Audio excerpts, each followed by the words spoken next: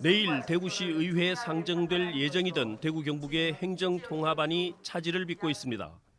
시도의회의 동의 과정을 거친다 하더라도 국회에서 특별법을 제정해야 하는데 현재로서는 사실상 불가능하다는 겁니다. 주무부처인 행안부 장관은 사임했고 대통령 역시 탄핵 정국 속에서 나설 처지도 아닙니다. 결국 의회 동의 절차는 미뤄졌습니다. 행안부라든가 지금 정부 같이 이걸 진행을 해야 될 일인데 속도를 낼 수도 없고 할 수도 없는 상황이니 일단은 좀 유보하고 지켜보자 쪽으로 이제 의견이 그렇게 모아졌습니다. 경상북도는 내년도 국비 예산을 올해 예산보다 3% 늘어난 11조 8천억 원을 확보했다고 밝혔습니다. 하지만 가장 큰 현안인 에이펙을 위한 추가 신청 예산 2천억 원은 한 푼도 반영되지 않았습니다. 정상회의장과 미디어센터 건립 같은 기본 비용은 이미 확보한 상태지만 추가 지원 없이는 21개 나라 정상들이 모여 가질 회의가 제대로 열릴 수 있을지 의문이라는 것이 경상북도의 반응입니다. 심지어 에이펙 자체가 제대로 열리겠냐는 우려까지 나오고 있습니다. 오늘 열린 국회 외교통일위원회 회의에서 주요 국가들이 현재 우리나라의 탄핵 정국을 사실상 대통령 부재 사태로 보고 내년 경주 에이펙 불참을 결정했다는 비판이 제기됐습니다. 그리고는 주요국 5개국 주한 대사들이 만나서 만약 윤석열이 계속 대통령으로 있으면 경주 에이펙을 포함해서 모든 국제정상회담 개최를 보이콧하겠다고 결정을 했습니다. 대구 경북 신공항 건설 특별 법안도 지난달 26일 국회 교통위원회 소위를 통과해 국회 본회의에 상정돼야 하지만 국회는 마비되다시피 한 상태입니다. 대구시의 군부대 이전 사업도 김용현 전 국방부 장관의 구속과 국방부가 계엄 후 폭풍에 휩싸이면서 이달로 예정됐던 이전터 선정 발표도 지연될 가능성이 높아졌습니다. 온 나라를 뒤흔들고 있는 탄핵 정국 속에 대구 경북의 대규모 현안 사업들이 줄줄이 차질을 빚고 있습니다. MBC 뉴스 김철우입니다. 방한을 취소한 미국 오스틴 국방장관이 일본에서 이시바 총리와 만났습니다. 단연 한국의 비상계엄 사태가 핵심 이슈였습니다. 1週間前に韓国の情勢がこのようにでは誰もがアサド政権にああいう形で崩壊するとの予測。 한국이 민주적 절차가 아닌 무력에 의해 혼란을 겪을 수 있는 국제사회의 골칫거리가 됐다는 뜻입니다. 이에 대해 오스틴 국방장관도 매우 역동적인 시기라면서 일본의 군사 전력 태세 강화를 자랑스럽게 생각한다며 갑자기 불안해진 동북아 정세 하에서 일본의 역할을 강조했습니다. 오스틴 장관은 또 나카타니 방위상과도 회담을 가졌는데 여기서 이례적으로 주한미군의 상황에 대한 대화도 오간 것으로 알려졌습니다.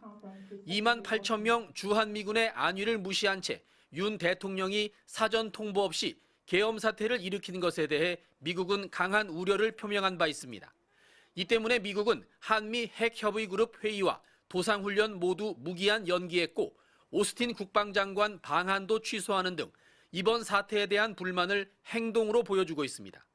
내란 혐의로 구속된 한국 국방장관은 빠진 채 미국과 일본 국방장관끼리 한미일 3국 동맹 문제를 논의한 것도 우리의 국익에 어떤 영향을 미칠지 우려되는 부분입니다.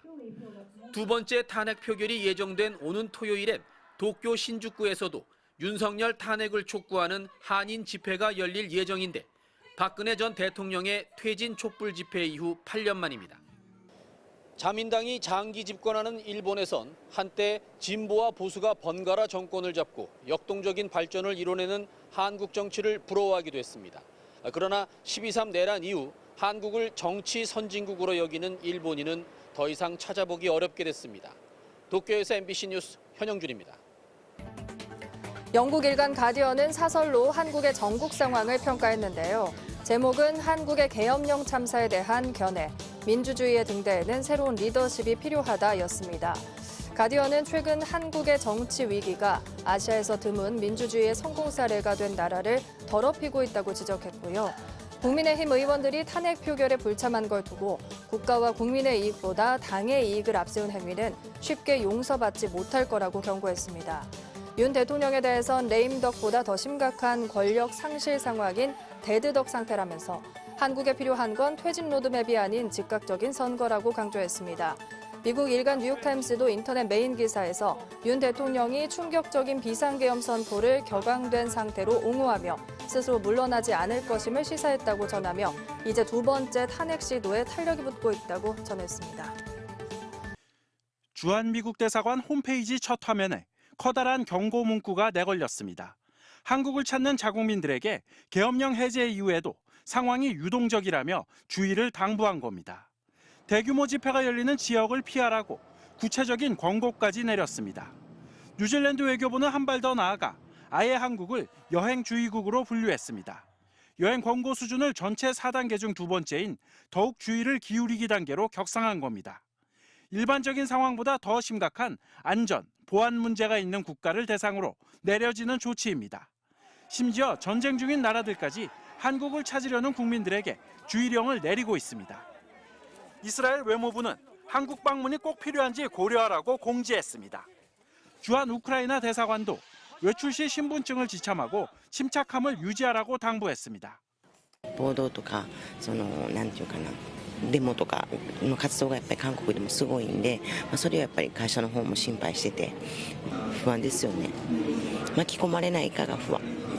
前段时间可有身边有些朋友去韩国玩，然后说这个想有一点被种草了，然后看完这个事儿，最近就不打算去韩国旅游了。 한국이 불안정한 나라가 됐다는 해외의 인식은 한 네티즌이 찍어 올린 사진에서도 확인됐습니다. 태국의 한 환전소는 한국의 국내 정치적 이슈 때문이라며 당분간 원화의 환전을 중단한다는 안내문을 내걸었습니다. 갑작스러웠던 비상계엄의 파장은 외교 일정에도 미치고 있습니다. 하일간으로 예정됐었던 울프 크리스테르손 스웨덴 총리의 방한 일정은 기약 없이 연기됐습니다. 또 다음 달쯤 신임 이시바 시게루 총리와 윤석열 대통령의 한일 정상회담을 추진했던 일본 정부도 구체적으로 정해진 건 없다며 유보적인 태도로 돌아섰습니다. MBC 뉴스 윤성철입니다.